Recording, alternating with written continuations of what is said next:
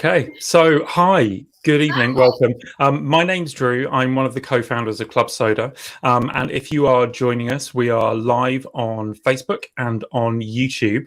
I am joined by Amanda Eyre Ward and Jardine Libaire, who are the authors of The Sober Lush, a hedonist guide to living a decadent, adventurous, soulful life, alcohol-free. I love the subtitle. It goes on forever. It's like something from Edwardian fiction. It's just it's very Lewis awesome. Carroll or something. Yeah, it's brilliant.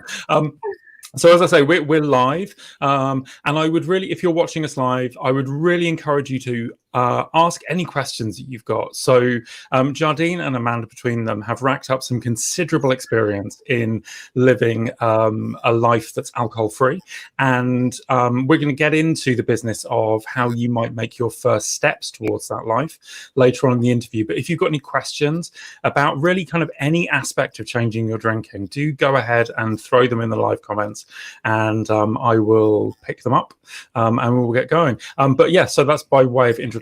But hi, how are you? Great. It's great to be here. Thank you so much for having us.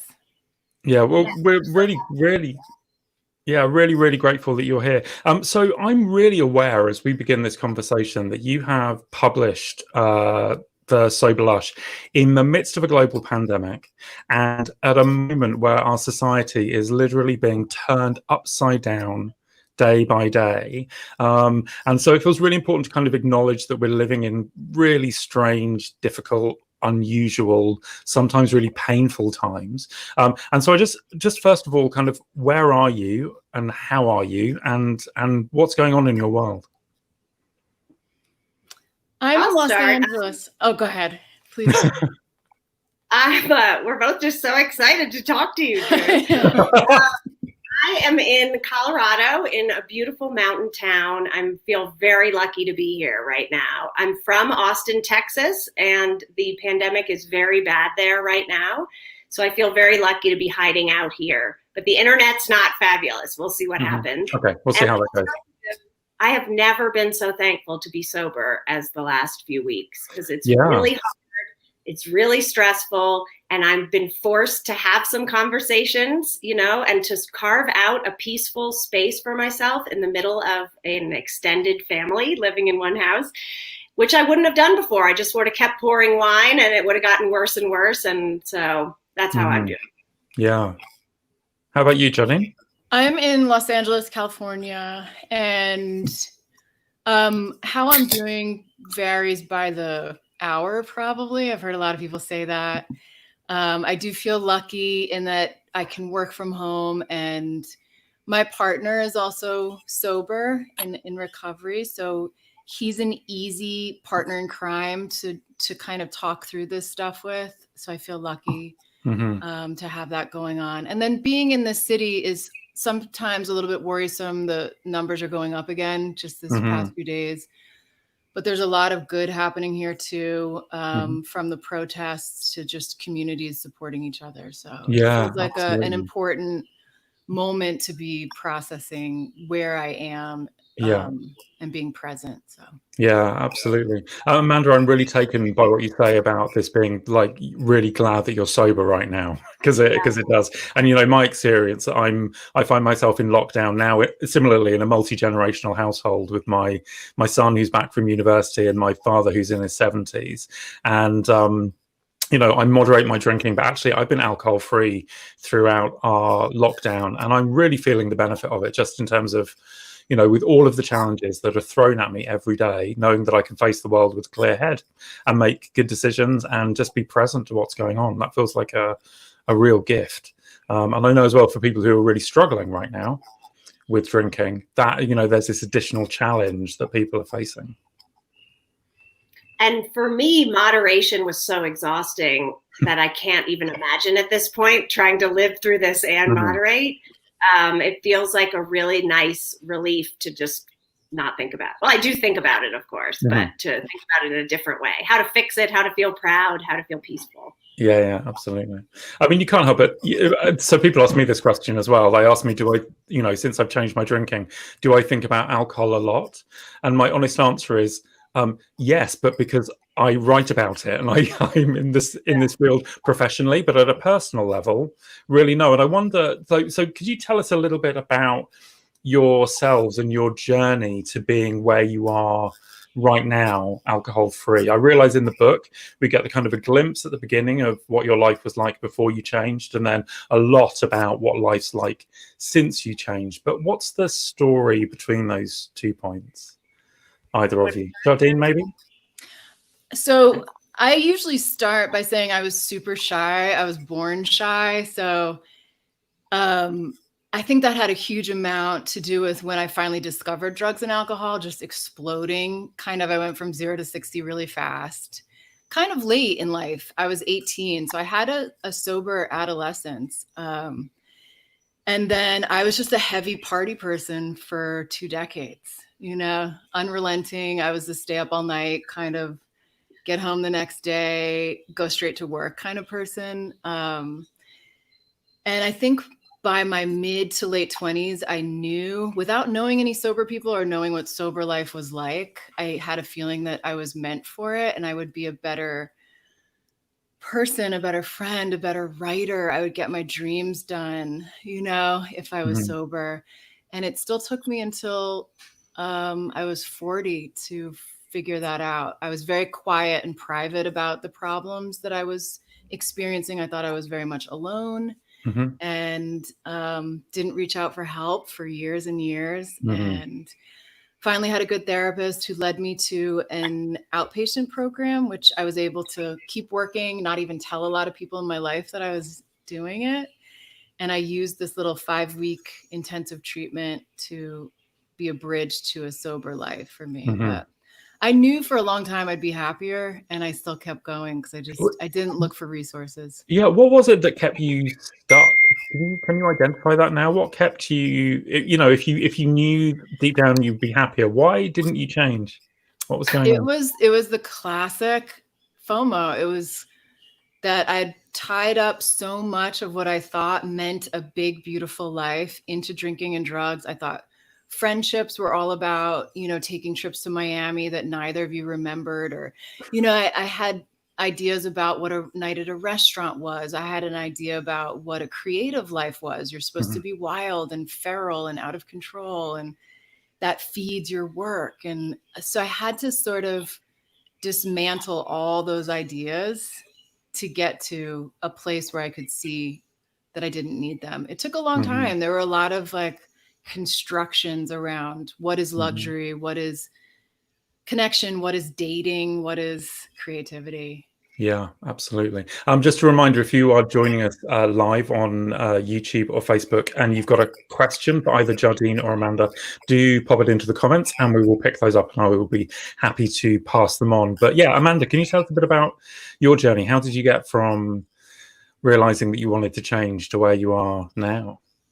I really have that in common with Jardine, in that I remember saying to a friend, I would be so much happier if I stopped fighting with alcohol, if I stopped figuring out how it could fit into my life.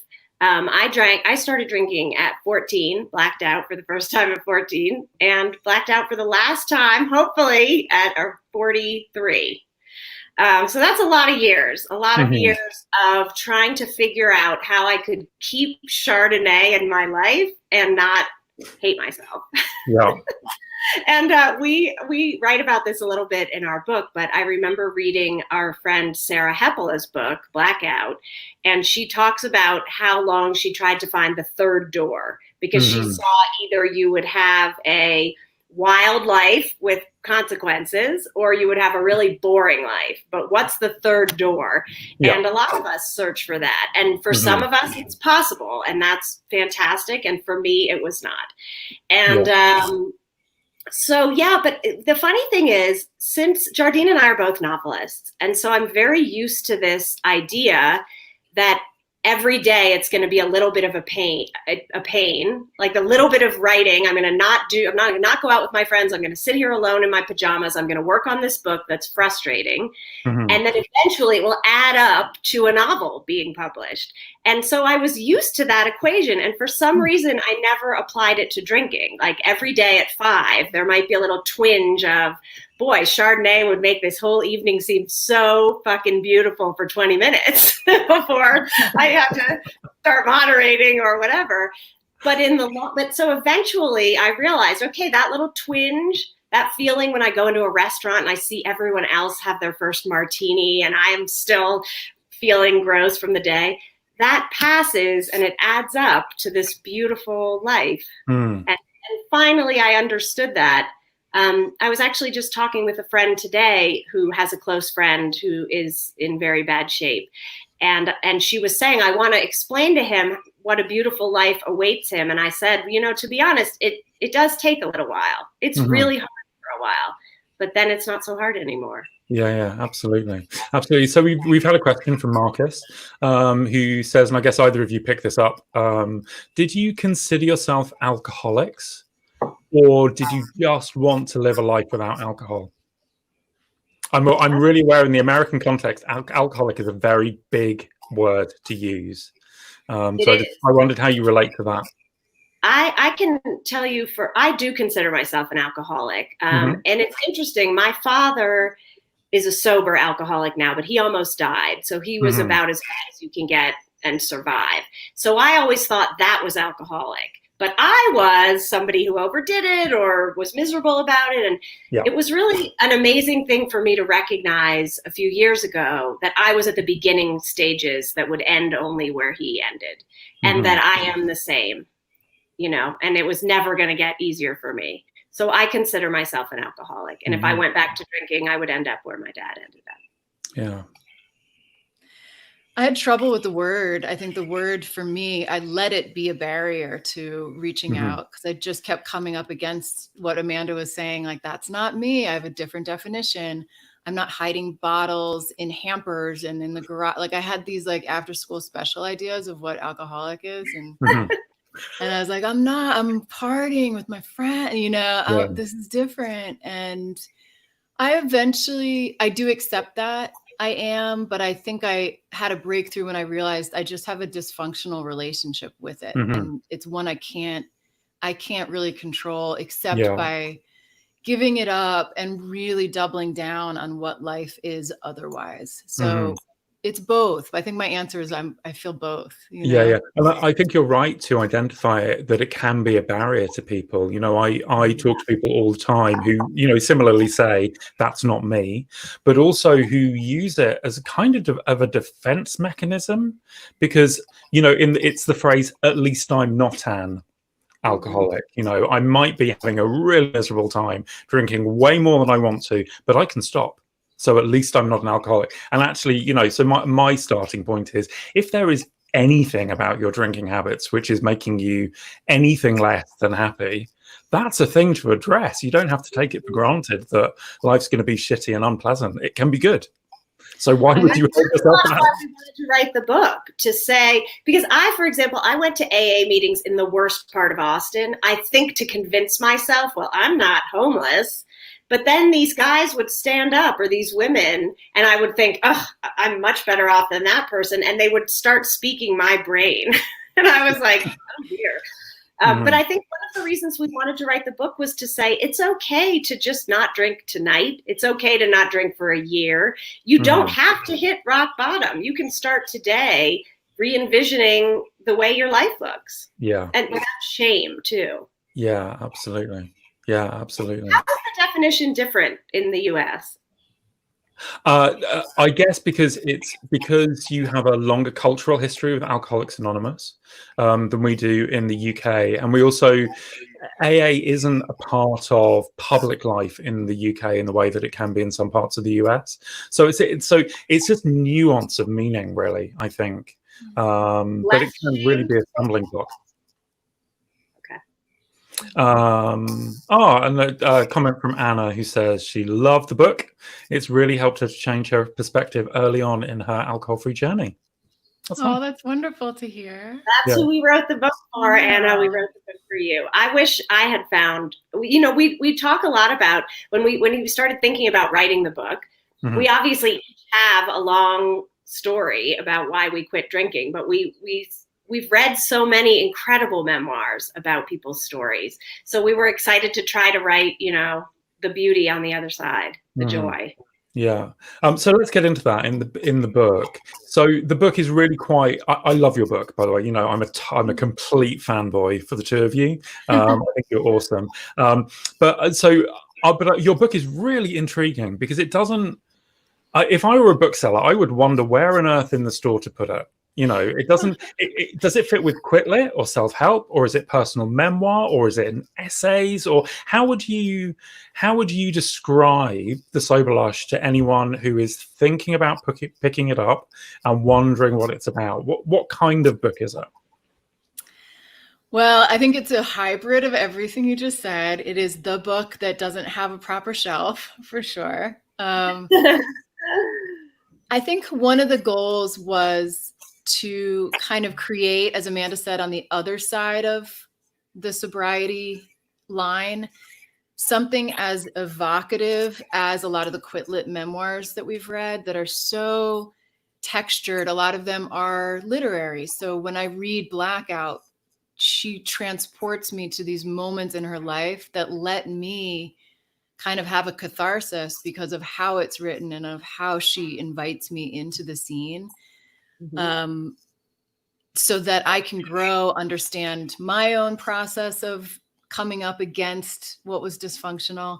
But we didn't really see that kind of evocative book on the other side. We've seen incredibly important and essential books that have pragmatic steps and books like that I think fit into the larger mosaic. But this book to us was kind of like that memoir that's evocative, that's poetic, that transports you so you can feel what a sober or moderated existence can be. Not just think about it, but actually be there, if that makes sense. Yeah, I have one funny story in terms of defining the book is when we went out to sell it. I mean, Jardine and I both have agents, and they went out to sell it. And so all these editors set up calls. And we hadn't really thought through, I don't think, Jardine, that it would come out and be marketed in a certain way. We just wanted to write about, we were kind of writing ourselves into the world we hoped for with this big group of amazing, thrilling, glamorous, sober people. That was really me and Jardine in our rooms. But when we went to sell it, there were editors who got on the phone and said, okay, we're going to put your face on mocktail, displays and like, it'll be like a cookbook. And it was kind of funny to say, well, no. We're not Gwyneth Paltrow with the big book with our face.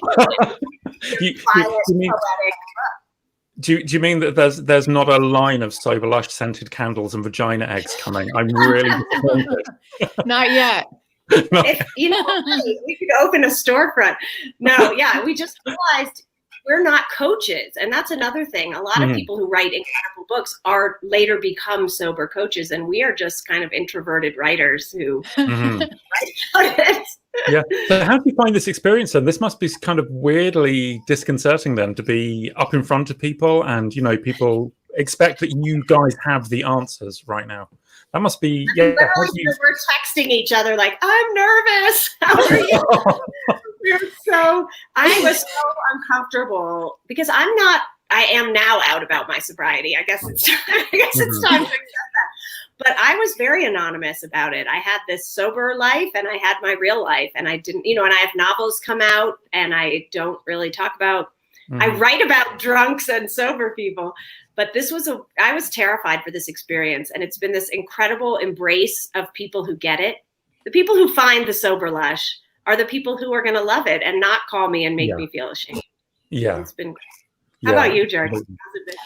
I think the day it got published, I was like, what on earth did we just do? Like, it felt very, it's one thing to really put your heart out there when you're writing a novel, because even though that can still be really exposing and you make yourself vulnerable, there's still this facade of it being a different story. But this is really us claiming these ideas and actual anecdotes for ourselves. So, but I agree with Amanda, the people that we've connected with so far, including you, Drew, and everyone at Calypso, like it's brought us into kind conversation with really amazing people. I've already learned a lot. I've already grown, and it's only been out for not even a month. So it's been a really good kind of catalyzing process too. Yeah. It'll push us forward, I think. Yeah, absolutely. Yeah, I hope so.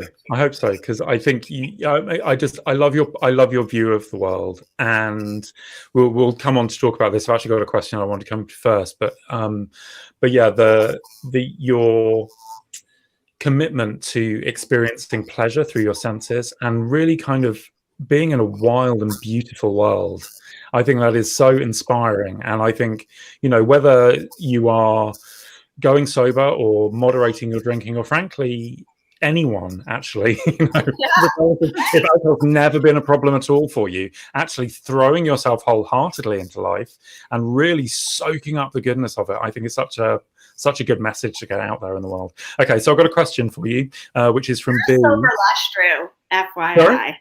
You are a lush. I think you're a sober lush with us. Yeah, I will totally claim that. Okay, so got a question from B. B says, I'm finding my friends are hearing about my being sober and can't see past the impact it will have on their future, missing their drinking friend. Therefore, it's been met with grieving, which is really hard. Have you got any advice for that? I wonder how your changes have kind of affected your relationships around you and how that is for you now. I mean, Jardine is more thoughtful than me. My response is fuck them, it's no problem. But Jardine is going to have a much more nuanced response, I'm sure. I had to leave some friends behind, and that was best for them and it was best for me. And I found new, incredible friends who don't put their problems on me. So I feel very lucky about that. But that's the harsh end. Yeah. Have you got anything beyond fuck them, Jardine?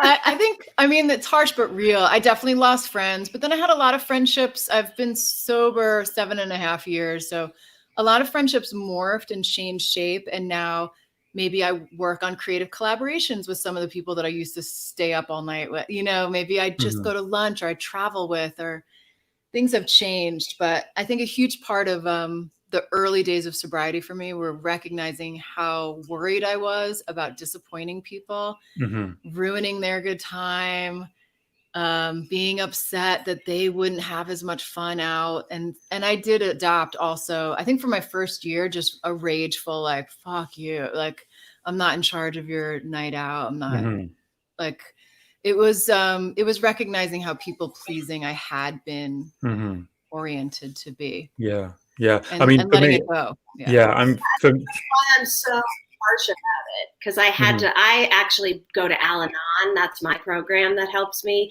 And I had to learn to say, you need to take care of yourself and I need to take care of myself. What were you going to say, Drew? I'm sorry. Yeah, I was going to say, I was speaking to somebody a couple of weeks back, and she was facing a social situation. We've been in lockdown, so socializing has been really limited, but going out, spending time with friends, realizing that she was the one who everyone had always relied on to bring wine, to be the party girl, to keep everything going. And she decided she was going to turn up and not drink, and she was just going to see what happened. And what she observed is that people maybe had a glass or two of wine and then they stopped. That actually the kind of the drinking getting out of hand in her friendship circle was because she was causing it. And she'd never seen that before.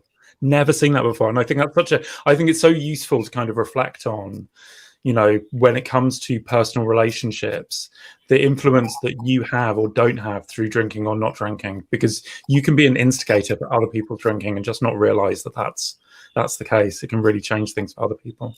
Another question for you from Sophia. She says, your book just arrived this morning. What impact did your sobriety have on your appearance and health? Sophia says, personally, 120 days in, I love the weight loss and my new eyes. Oh, that is so beautiful. I lost weight immediately. I was drinking, 3 or 4 big goblets of sugar every night. And so even though I went immediately to 2 boxes of Junior Mints a night, I still somehow lost weight. And I feel brighter. I don't know. What about you, Jardine? Same. I lost weight, probably everything just felt healthier, stronger, skin, hair. And along those lines, just my bank account also, I think of that as health in a certain way. Like I had more money, and I also was just more connected to my body, because to survive the hangovers that I regularly gave myself, I had to separate from my body and like go through life completely detached from what my physical being was. So it's been like a reunion of like living in my body.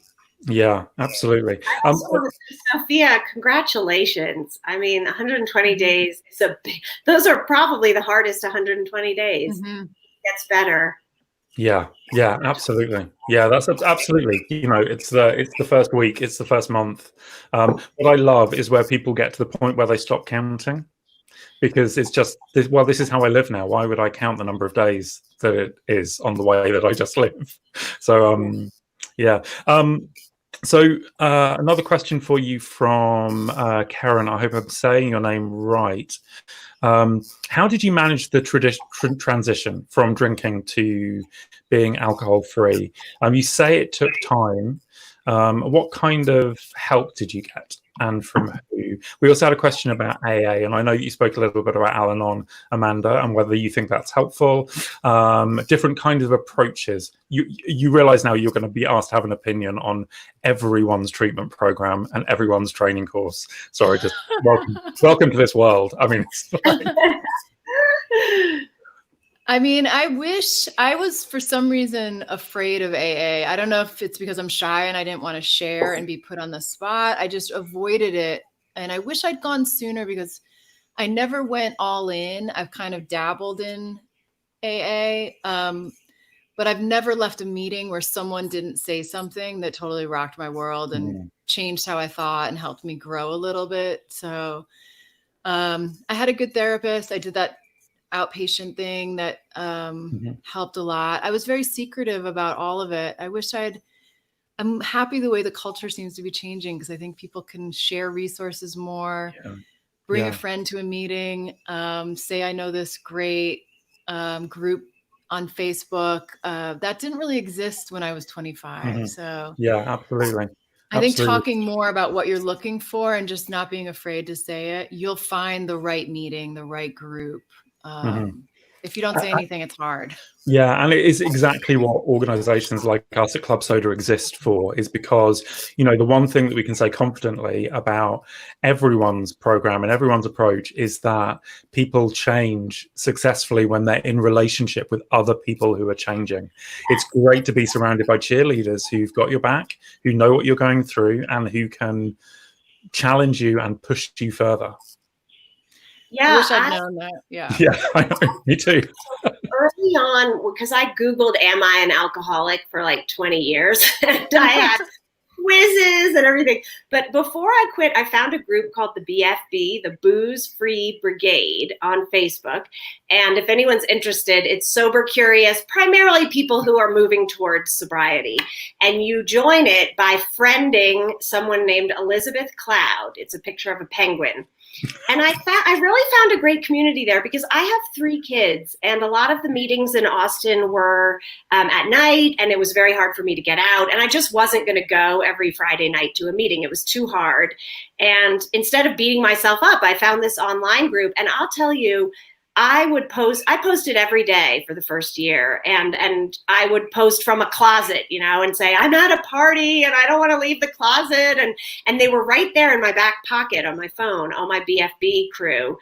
I've gone to a lot of AA meetings. I've gone to women's AA meetings. And then, as I said, for whatever reason, probably my alcoholic dad, I found my place in Al-Anon. It just happened to be the right group, my Wednesday noon meeting in Westlake, Texas, now on Zoom. But I went to all these rooms, and I'm glad I kept going, because the first 15 AA meetings felt wrong to me. And that didn't mean I didn't need a community.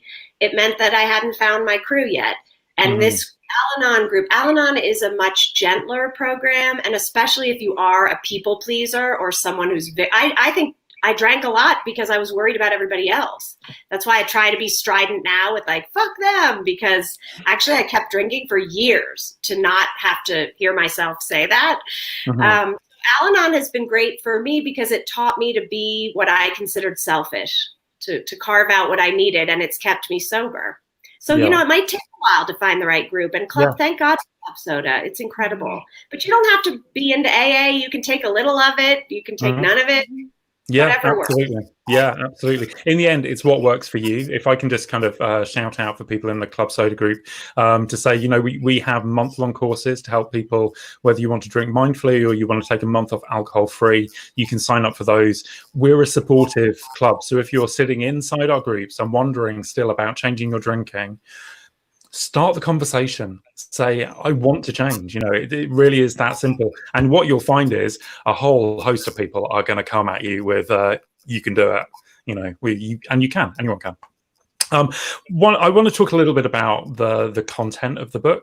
One of the things that really kind of strikes me about it is so there's this, I'm sure you know the poet Mary Oliver, but she has this beautiful line, what are you going to do with your one wild and precious life?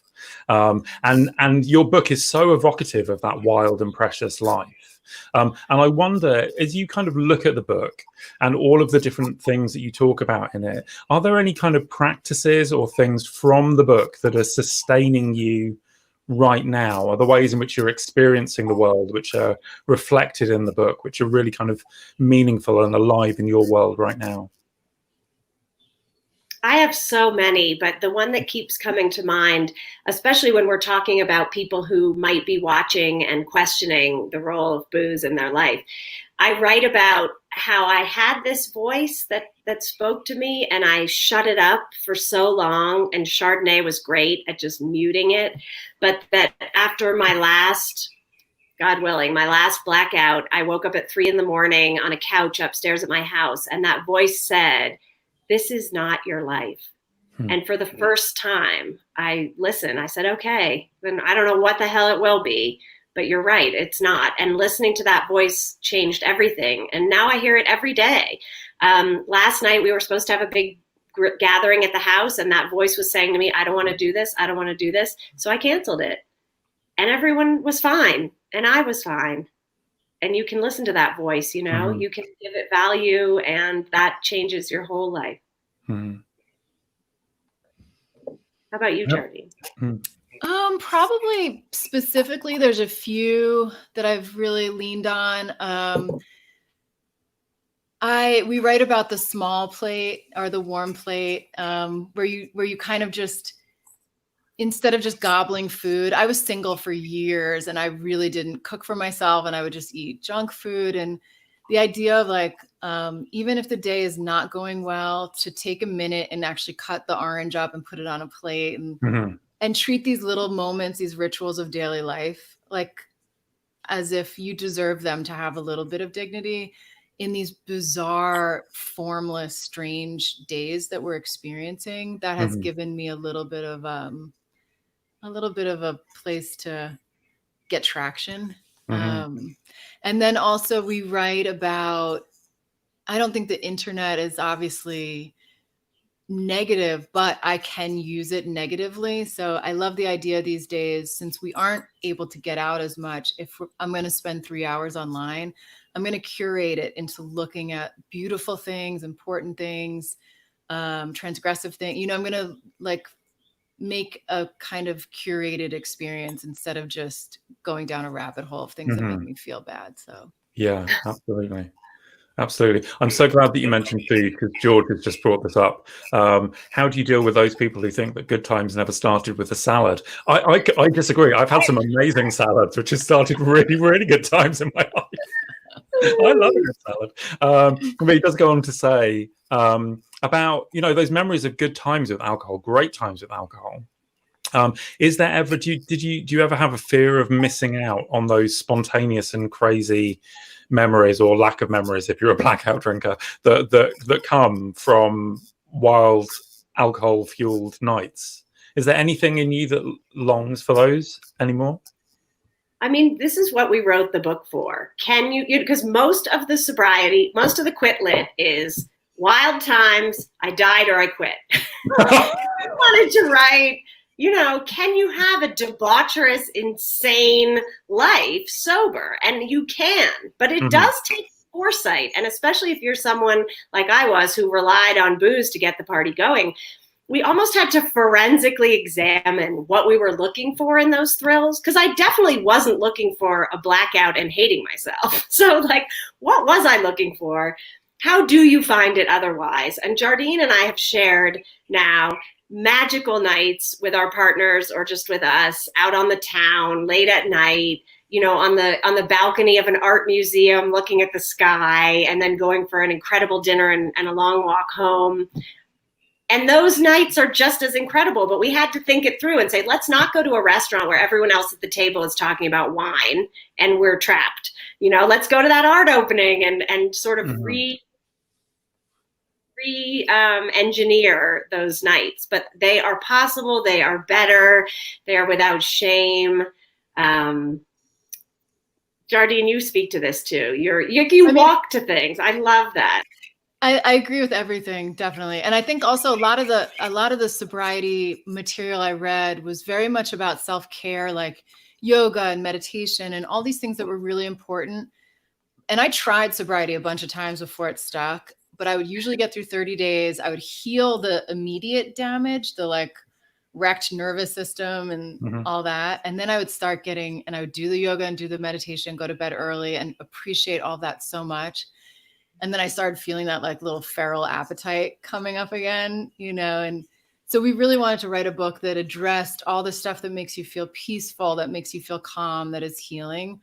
But yeah, when you want to have like a raging, insane good time, what does that equal if there aren't substances? I know for me, my work has become more central. I got to be on a film set for a film I co-wrote this year, which I never would have done if I hadn't been sober. And that was more intense than any night out. It was 27-hour shoots and like people being vulnerable and experiment. It was everything I had looked for in an insane night, but it was something creative, not destructive. It didn't cost me money. I made money. It's been a process of flipping all of these things around. Like Amanda said, like, what do you really want? I want experimentation. I want to feel like the day is gigantic. You know, I want to be intensely bonded to other people. There's a lot of ways to do that besides a really debaucherous dinner party that lasts till 6 a.m. Although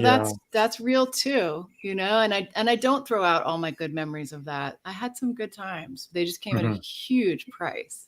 Yeah. Last night when we canceled the big event, had 2 people over and the conversation was lagging a little bit. And I said, let's go drive up in the mountains. And because we're in the mountains, and we headed off, you know, as the moon was coming out, and we're driving down crazy mountain roads. And it was way more wild and magical than if I had stayed at that same table and opened another bottle of wine, and the conversation would have just grown repetitive. And you have to be sober to drive those roads. So it was pretty great.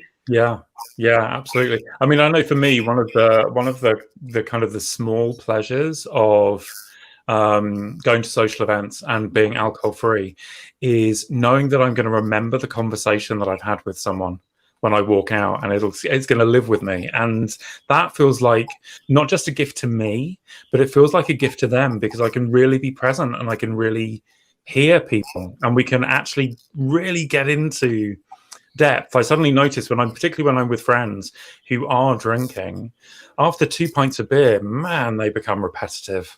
It's like, but I love conversation. It's a thing that we don't do enough of. So, a question from Laura, which I think is probably motivated by her and knowing a little bit about her and what's going on for her, is: do you get drinking dreams? Do you dream about drinking? I don't remember my dreams at all, and my insomnia and stuff is another thing. Yeah, what about you, Jardine? I do sometimes drink or drug dreams or smoking dreams. They often coincide with moments in time when I feel really unsafe or like things are out of control, probably. And my partner has them constantly because he had a more intensive relationship with substances, and it was more life and death. So I know that they're real for a lot of people. The joy is those 5 minutes where you process that you didn't actually do it. when you wake up. Yeah, absolutely. I mean, I think one of the things that worries people, particularly if you've been sober for a while and then you have a drinking dream or you have a drug dream or whatever, is it feels like an omen somehow that, it feels like you've maybe set in train something, that this is a thing that you have to do. And so for me, I think those kind of drinking dreams are always worth paying attention to. They're telling you something. Your subconscious is telling you something, but it's not telling you that the way to deal with this is to get drunk, but it is telling you that there's something that you need to pay attention to. I think that's, I think that sounds wise. Yeah. So one of the other things which I'm really struck by is actually we posted a blog last week in Club Soda around creativity and alcohol from a writer who was talking about her experience of having quit. And I wonder, you have writing careers, both of you, which span drinking and not drinking, and I wonder what's your how has that changed your creative process? What's different now? Well, I'll start by saying my career has exploded since I quit drinking, and I felt like, they always tell you to wait for the miracle, and it's just been. I wrote a book called The Jetsetters about where one of the main characters is trying to stay sober on a cruise ship. And it's my 8th book and my first New York Times bestseller. And now I'm going to probably write for TV. And it's just, I don't know if that's a coincidence, but it definitely feels like a sort of gift on the other end of the rainbow to have things be going so well. But that said, touring is a lot harder for me now. I always used to have a drink before appearances, and I'm really a nervous person, so that's been harder. But the work is just alive to me now. I have more hours where I'm present. I am awake for more hours. And sometimes I have a great idea right before bed. And so at 11 o'clock or 12 o'clock, I'll start working because I'm there to get it. And I feel like that's led to some incredible work and partnerships, like my friendship with Jardine and this project and meeting you, Drew. I feel like I'm putting more creative energy into the world, so I'm making all these amazing connections that I thought I was making at a bar at 2 a.m, but because you guys, you've met since you've both. So how long? Sorry, it was a little question from Marcus, but just kind of for people who are joining us, you're both sober. How long have you both been sober for? I'm January 8th, 2013 is my day, and I've been sober about 4 years. Yeah, and you am I right in thinking, did you meet each other? I've never quite got the chronology of when you met each other, who was drinking, who wasn't drinking, what happened, and how this friendship formed. We knew of each other. I'd seen Amanda's books before Austin, because we were both living in Austin, Texas, which is a small village, even though it's a big city. And so I knew who she was, and you were very newly sober, and another writer friend introduced us and said y'all should talk to each other, and that was the beginning. A lot of the time you don't make that call, and this is a great example. If someone says you should meet this person, they're also sober, early in sobriety it's like but thank goodness I did call. Yes, thank goodness. And I want to hear Jardine's thoughts on creativity, but I do want to tell the story of I was sober a matter of weeks. And I don't know if I would have gone back out if I hadn't met Jardine, but I went over to her house and she lived in this beautiful home with her partner. And I remember walking in and she had a record on, maybe Chet Baker, I'm not sure, and a pot of French press coffee. And I just sat on her couch and looked around her elegant living room. And I thought, oh, this is what I want. This is the life I want. Glamorous and sober. But I would love to hear you answer that question about creativity, Jardine, because I've never asked you that. I think it's so interesting. I think I'm still figuring it out, because I think I had really deep ideas about how my crazy life, drinking, drugs, etc., introduced me to characters and situations, and it fed like the writing itself and actually literally populated what I was writing. And I read, we've talked about Dennis Johnson because we both are massive fans, and he, was a drug user, and Jesus' Son is one of my favorite books in the world. And he told his wife he couldn't ever get clean because he'd have nothing to write about. And she's like, you've written one book in 15 years, you know? And he was like, oh, okay. And so he got clean and then wrote like these mega masterpieces. And I think for me, writing is hard. It always feels like pushing a rock up a hill. Like I never sit down and I'm like, yay, I'm going to write all day. So to be able to maintain momentum day to day and not have a bender kind of like trip me up every single week where I have to get it all together again and get myself seated and figure out where to start. Momentum is a massive factor in finishing books and finishing screenplays and getting work executed and out there. So it has been an intense game changer, I think, in terms of finishing and completing the dreams, getting them done, and finding collaborators. Incredible. That's just what I was going to say. You meet incredibly creative people who are sober. It's like you're a part of a club, and all of a sudden we've met people, you know, screenwriters and people in LA, and it's, I can even see someone being interviewed and I can tell, oh, they're in recovery. Like they know themselves so well and they're connected to themselves. And really, as you get older, the people who are still drinking heavily kind of fall apart. Honestly, it fall off the map in terms of creativity. And then you see people getting sober and producing incredible work in the, you know, second half of their career. It's really, I hope to be one of those. Yeah, absolutely. It's funny, isn't it? Because people talk about fear of missing out. But you don't realize, I think, until you've got to grips with alcohol and put it in its place, that you have been missing out. That there's this whole life that's happening that you just were never part of. Which is not to say it's not hard. I mean, I did a writing residency with some famous writers, and we were all staying at the same hotel, and every night they went out drinking. And this was early in my sobriety, and I knew I couldn't go. And I mourn, you know, getting closer to those people, but I had to make that decision early on. Now I could go. Now I could go to the bar. And then I also remember nights when I went to the bar and it was a disaster. So it is a trade-off, and it can be hard. And Jardine and I have texted each other, like with a bunch of famous writers at a table, like, shit, I don't really know how to handle this. But we have each other. I mean, literally like under the table. Right?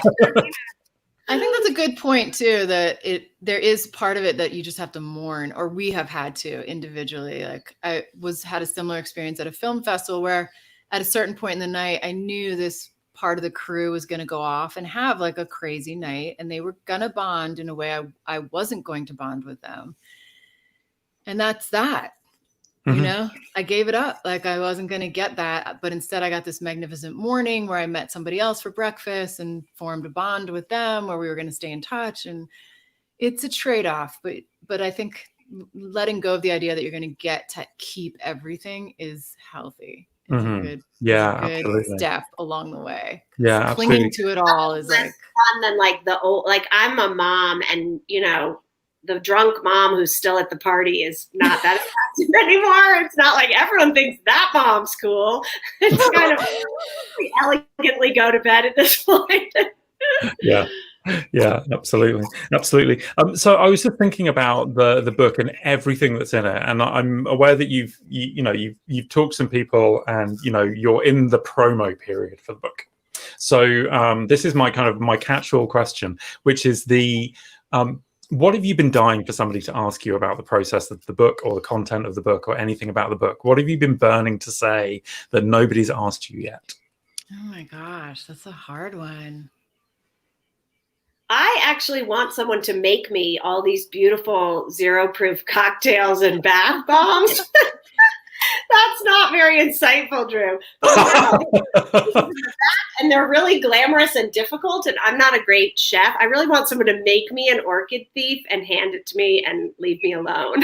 Yeah, well, we can introduce you to Camille Vidal from the Maison Wellness, who's an amazing alcohol-free cocktail chef. So I followed her. Yeah, she looks incredible. Oh my God, she's superstar. Yeah. I also want to meet a ton of people who are reading the book and who want to try everything in it. Who want to try going with us to, you know, a zero gravity float tank and then out for a chocolate tasting. I want like 20 friends who want to do everything.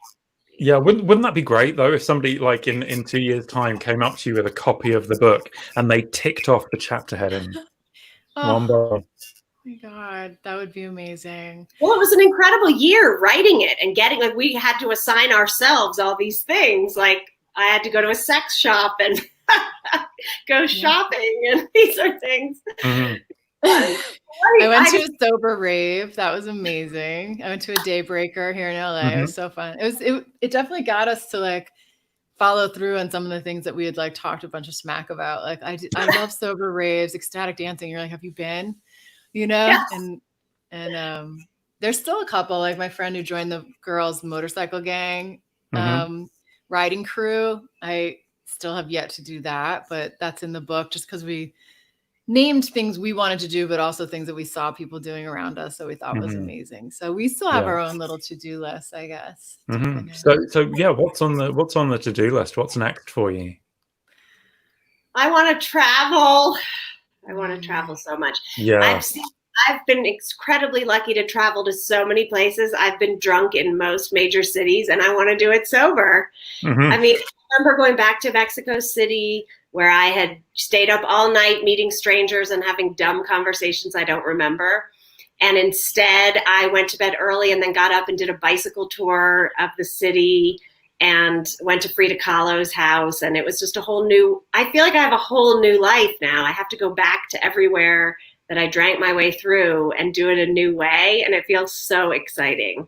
But I can't travel yet. Yeah. One day we will.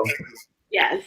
I think I want to meet and hear more from various sober or moderating hedonists all over the world, especially creatives, because this is, I think, just the tip of the iceberg. There's so many ideas and practices and ways of living that are inspiring out there that I feel like we've only just started to uncover for ourselves. So, and I'm always interested in kind of crowdsourcing those things and hearing like what people are doing and what they think about it. And yeah, absolutely. And about the sobriety movement in the restaurant scene and creating incredible meals that don't rely on talking a bunch about, the terroir of the wine.